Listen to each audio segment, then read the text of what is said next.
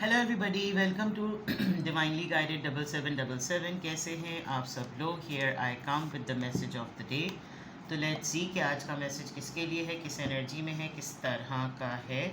ये एक short video होगी। अगर आपने मॉर्निंग में देखी आपके लिए गाइडेंस है, और अगर आपने एंड ऑफ द डे देखी तो ये आपके लिए डे रिफ्लेक्शन होगा।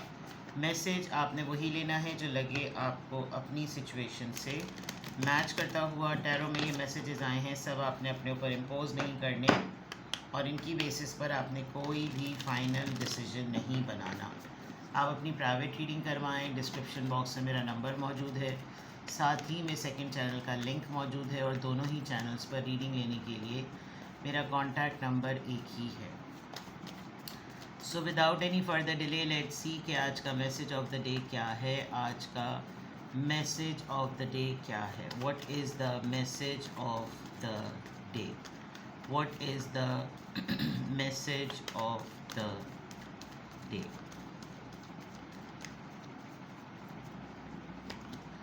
Six of pentacles, taurus, Virgo, Capricorn, queen of cups, cancer, Scorpio, Pisces, and ten of wands, Aries, Leo, Sagittarius. Bottom of the deck में है जजमेंट का कार्ड। एनी डिवाइन डिसीजन, कोई अकम्पलिशमेंट, कोई ऐसा फैसला अच्छा भी हो सकता है और कोई बुरा भी हो सकता है। आपको अपनी पूरी कलेक्टिव फैमिली की तरफ से, फैमिली के ऊपर, आपके अपनी वजह से, फैमिली के किसी मेंबर की वजह से ऐसा लगेगा कि कुछ ऐसा फ़ैसला पास्ट ईयर्स में हुआ था जिसका रिफ्लेक्शन या जिसका ओवरऑल इवैल्यूएशन अब करने का मौका मिल रहा है, चाहे वो अच्छा हो या चाहे वो बुरा हो। और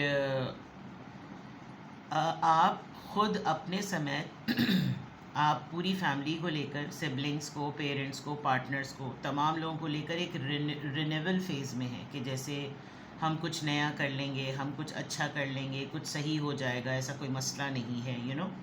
और जो ऐसे लोग नहीं होते जो मौका ढूंढ रहे होते हैं कि जैसे ही मौका मिले फ़ौरन इस अपॉर्चुनिटी को ना ऑप्ट कर लेना है, इसको ग्रैब कर लेना है।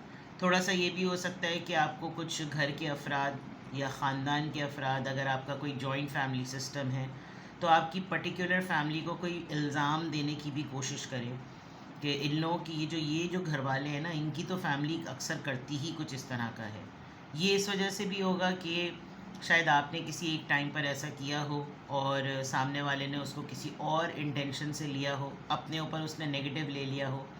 आपने शायद उस नीयत के साथ ना बोला हो, ना कहा हो, ना इल्ज़ाम तराशी की हो, लेकिन अगले के दिल पर कुछ ऐसी गिरा बात गुजरी और वही पलट कर आई है।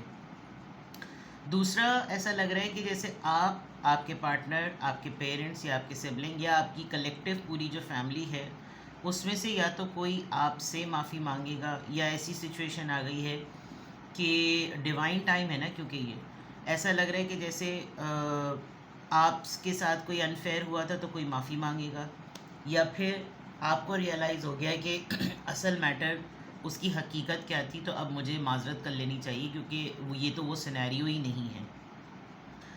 तो समझ लीजिए एक फ़ैसले वाली कैफ़ियत, एक मुकाफ़ात अमल के रिज़ल्ट वाली कैफ़ियत, एक किसी हकीकत का आश्कार होना, इस तरह का आपका ओवरऑल एनर्जी का इम्पैक्ट आ रहा है, जिसमें आप समेत आपकी पूरी क्लोज्ड वंस, आपकी फ़ैमिली, आपकी, अगर आप मैरिड हैं तो मियाँ बीवी बच्चे, अगर आप अनमैरिड हैं तो पेरेंट्स और सिबलिंग, और एंड सो फोर्थ। ठीक है, क्यों जजमेंट का कार्ड आया है? आपने किसी बात को लेकर ख़ास तौर पर एक यस अथॉरिटी, ओके, आपने किसी चीज़ को बड़ी मेहनत से, बहुत लगन से, बहुत कोशिशों के साथ अपने नसीब में जोड़ा। नौकरी हो सकती है, डेजिग्नेशन हो सकती है, प्रमोशन हो सकती है, मकान, जायदाद, कोई भी ऐसी चीज़। बहुत आपने मेहनत की, आपने ट्रैवल किया, आप ट्रैवल का प्लान कर रहे हैं बहुत, और एक बहुत बड़ा रिस्क लेने का आप सोच रहे हैं या आपने भी सोचा था। इसमें कोई दो बहुत ही अथॉरिटेटिव और बहुत ही रैशनलिस्ट, साथ ही में बहुत ही कंपोज्ड इमोशनल एनर्जीज़ मौजूद हैं। आप या तो किसी एक पर्सन से अपनी जान छुड़ा रहे हैं और दूसरे के साथ कनेक्ट होने का प्लान कर रहे हैं। आप अपने फादर से और हस्बैंड के बीच में जंगो जदल में हैं। आप अपने बड़े भाई और अपने पार्टनर के बीच में जंगो जदल में हैं। आप अपने फादर और भाई के बीच में जंगो जदल में हैं। इस पूरे सिनेरियो में आपने किसी चीज़ पे गिव अप नहीं किया। फॉर एग्ज़ाम्पल आपके सामने दो लोग मौजूद हैं और इन दो लोगों में से आपको पता है कि किसी एक ने गलती नहीं की ही, लेकिन वो मोरद इल्ज़ाम ठहराया गया है। तो हो सकता है आपने किसी का साथ देते हुए, जस्ट बिकॉज आपका उसके साथ रिश्ता बहुत स्ट्रॉन्ग है, आपने उस पर गिव अप नहीं किया और वो पलट कर चीज़ आपके ऊपर आई है। अब इट कुड बी एनीथिंग, कुछ भी हो सकता है ये। आपकी अपने लिए पोजीशन की दौड़ हो सकती है, आप अपने लिए अपनी डेजिग्नेशन को संभालने की बात हो सकती है, मेरी जॉब है, मेरी डेजिग्नेशन है, मेरे हाथ से जानी नहीं चाहिए, यू नो, ब्ला ब्ला ब्ला। तो उस पॉइंट ऑफ व्यू से ऐसा लग रहा है जैसे जजमेंट वाली बात है, फैसला सुनवाई वाली बात है, ये टाइम आना था, ये टाइम आ गया, और बहुत बड़ा रियलिटी चेक और रियलाइजेशन होना था, हो गया, यू नो, इस तरह की चीज़ें। तो ये तो आपकी ओवरऑल एनर्जी में आ गया। यहाँ पे अगर मैं देखूँ तो अगर आप देखें, अगर आप ना इस बात को नोटिस कर रहे हैं कि आपके ऊपर आहिस्ता आहिस्ता हर चीज़ का लोड डाला जा रहा है, तो आप गलत नोटिस नहीं कर रहे। मैं ये देख सकती हूँ कि आपकी लाइफ में आप ख़ुद हैं या फिर कोई ऐसा इंसान है जो जानता है कि आपकी ज़रूरियात क्या हैं, जो जानता है कि आपके मामलात और मसाइल क्या हैं, जो जानता है आपको किस चीज़ की नीड है, लेकिन जानने के बावजूद भी वो आपको नहीं देता वो चीज़। ऐसा भी हो सकता है कि आप एक ऐसे माइंडसेट में हैं कि आपको अपनी सराउंडिंग में ये पता है कि इसको मेरी मदद की ज़रूरत है और इसको भी मेरी मदद की ज़रूरत है, लेकिन आप डिलिबरेटली किसी की जानबूझ के बिना आप मदद नहीं करेंगे, बिकॉज आप एक इस जोन में हैं कि अब मैं अपनी मर्ज़ी से ना हेल्प करूं, अब मैं अपनी मर्ज़ी से देखूं, मुझे जो डिज़र्विंग लगेगा मैं उसकी हेल्प करूंगा। हो सकता है जब सदका खैरात चैरिटी में कुछ करें, आप बहुत सारा सामान घर का निकालें लेकिन मुझे फाइनेंशियली आप किसी को हेल्प करते हुए नज़र आ रहे हैं, वो भी अपने नॉर्म्स पर, अपनी टर्म्स एंड अपनी कंडीशंस पर, अपनी पसंद से, ठीक है। दूसरे एंड पर अगर मैं देखूं तो पता नहीं क्यों आपकी बड़ी क्लोज्ड ऑफ एनर्जी नज़र आ रही है। आप चुप रहेंगे, शायद आप इस वाले सेंस में हैं कि काम अगर बोलो नहीं तो काम पे काम ही आता रहता है, ज़्यादा मुंह ना बनाओ तो भी काम पे काम आता रहता है, जबकि दूसरे भी ये सारा काम कर सकते हैं, लेकिन पता नहीं क्यों मुझे बलि का बकरा बनाया हुआ इन्होंने, इस तरह की चीज़ है। और आप अपनी इमोशनल सेल्फ को बहुत ज़्यादा प्रोटेक्ट करते हुए नज़र आ रहे हैं। आप बहुत इस तरीके से दिख रहे हैं कि जैसे मैं खामोश रहूं, मैं चुप रहूं, मैं ना ज़्यादा बात करूं, और मेरी सेंसिटिविटी को वो रिगार्ड नहीं किया जाता जो उसका राइट है। और रोमांस को लेकर, लॉयल्टी को लेकर, फेथफुलनेस को लेकर, शर्म को लेकर आपको आसानी से लोग ना ज़ख्मी कर देते हैं, आपको आसानी से लोग हर्ट कर देते हैं। मतलब आपकी सॉफ्ट नेचर को अगर मैं कहूँ तो डैमेज करने में इनका जो है ना बहुत बड़ा हाथ होता है। तो उस वजह से आप बहुत ज़्यादा क्लोज्ड ऑफ हुए हैं और आप बहुत ज़्यादा सेल्फ सेंटर्ड हो गए कि अब मैं अपना ही देखूँगा, मैं किसी और का नहीं देखूँगा। आपका काम बढ़ सकता है, आपका लोड बहुत ज़्यादा बढ़ सकता है, आप रेगुलर टर्म्स में और ज़्यादा कोई काम करेंगे ये चीज़ नेचुरली भी आपकी तरफ आएगी कि अच्छे भले 4-5 जिम्मेदारियां थीं घर की और काम की, ऊपर से ये भी मेरे मत्थे मार दी गई। तो ये हो सकता है आप थोड़ा सा सेंस तो कर चुके हैं, आपने ये सेंस तो कर लिया है कि मुझको सब के सब मिलकर पागल बना रहे हैं। हर कोई आता है अपने दो काम जो उसको ख़ुद को करने के, वो मुझे पकड़ा कर चले जाते हैं, और उसके अगेंस्ट में हो सकता है कोई आपको थोड़े बहुत पैसे भी देता हो, लेकिन वो उस सर्विसेज का वो चार्ज नहीं है जो एक्चुअली मार्केट में अगर लोग जाएं तो उसकी बहुत ज़्यादा प्राइस है, ठीक है ना। तो उस पॉइंट ऑफ व्यू से आपका कुछ जिम्मेदारियां आपकी बढ़ने वाली हैं। मे बी आपके घर की मेड कहीं भाग जाए और ऑफिस में कुछ 1-2 लोग रिज़ाइन करके चले जाएं।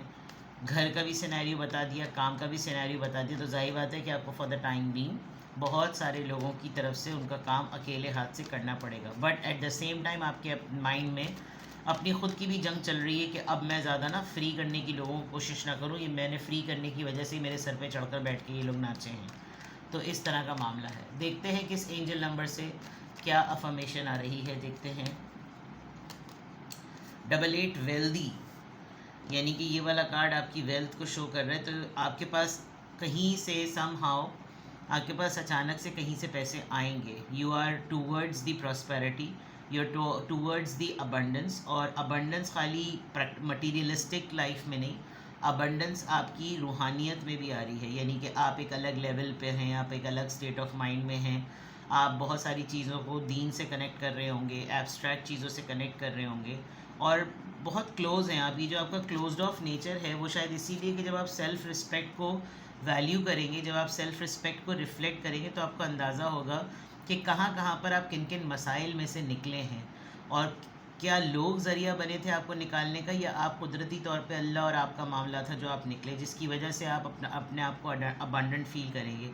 आपको बहुत सारे प्रॉब्लम्स में ना बहुत सारी अपॉर्चुनिटीज़ नज़र आएंगी, और वो अपॉर्चुनिटीज़ आपको कामयाबी के लिए और हुसूल मकसद जो आपका ऑब्जेक्टिव है ना, उसके हुसूल में आपको बहुत कामयाबी देंगी। सिर्फ़ आपने क्या करना है कि आपने अपनी जो आपकी सेविंग्स हैं उनको, जो आप यहाँ पर अच्छी सही कर रहे हैं, इसका मतलब आपका ये एक्ट बिल्कुल सही है जो आप अपनी मर्ज़ी के मुताबिक कर रहे हैं। और जो आपकी मटीरियल लाइफ है, यानी कि जिसमें आप अखराजात करते हैं, ख़र्चे करते हैं, शॉपिंग करते हैं, उन सब चीज़ों को आपने जो है ना वो एक जगह कर लेना है, ताकि आपके लिए आपकी बजटिंग बहुत ज़्यादा आसान हो जाए। आपका माइंडसेट एक वेल्दी पर्सन की तरह बिहेव करता है कि जैसे मैं फ़कीर नहीं हूँ, मैं मुफलिस नहीं हूँ, मैं वेल्दी हूँ in terms of my health, मैं वेल्दी हूँ in terms of my mind, and मैं वेल्दी हूँ in terms of my finances. और यही अफर्मेशन आपने कहनी है अपने आप को, ताकि आप उसी तरीके से मैनिफेस्ट करें और चीज़ों को उसी तरीके से अपनी तरफ अट्रैक्ट करें। तो आज की अफर्मेशन में अल्हम्दुलिल्लाह, I am happy, I am confident, I am strong and I am wealthy. किसी भी पॉइंट ऑफ टाइम पे आपको लगे कि आपको मुझसे प्राइवेट रीडिंग लेनी है, तो डिस्क्रिप्शन बॉक्स में मेरा नंबर मौजूद है, साथ ही में सेकंड चैनल का लिंक मौजूद है, और दोनों ही चैनल्स पर रीडिंग लेने के लिए मेरा कॉन्टैक्ट नंबर एक ही है।